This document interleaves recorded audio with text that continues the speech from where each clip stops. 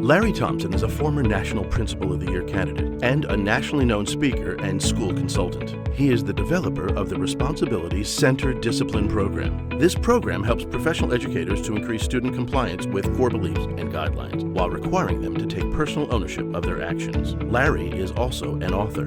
Some of his books include Roadmap to Responsibility, The Power of Give 'em 5 to Transform Schools, Give 'em 5, a 5-step approach to handling challenging moments with children, Give 'em 5, a 5-step approach for handling challenging moments with adolescents. Let's get started and talk a little bit about closing the exits that students take on the road to responsibility. Our goal is a much more responsible student.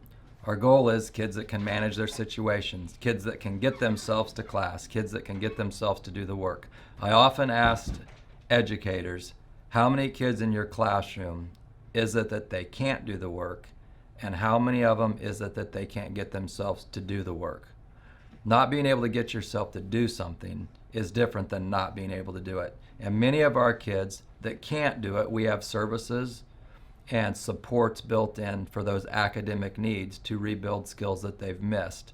But many of our kids that can't do it are missing out on their learning and missing out on their growth. So how do we strengthen a child to be able to get themselves to do something? That's an internal component. That's a strength component that comes from what we call self-control, or the muscle of self-control. I often tell young people this: when you can get yourself to do something that you don't want to do because you know it's good for you, you'll master your life. That's the challenge for all of us. Can I get myself to do that thing that sometimes I don't want to do so I can get the goal and I can get there? Many times people tell me these kids aren't motivated, but motivation is a derivative of that self-control. Give you an example. I'm not terribly motivated to exercise. As I've gotten older, it's not as easy and it's not as much fun. So I don't actually enjoy the exercise. You can't say I'm motivated to exercise, but I do it because I have delayed gratification, which is an internal muscle, which means I can do it for something that comes later. Very few people are motivated for the class they're in and the work they're doing. They're motivated for something later. And so it's really a delayed gratification issue.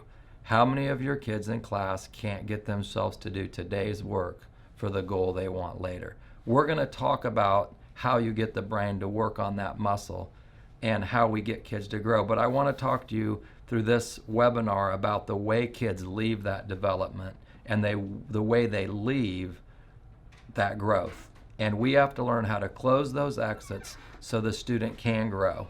One of the things that I always bridge into is, in schools we've done a lot of work in several areas. We've done work with our teachers in the curriculum. We used to say the curriculum could be whatever you wanted it to be as long as it was in your content area, but then we started to align curriculums and get those built and scaffolded, and so what a student got this year would tie into next year, and we could build that curriculum mapping to help them grow.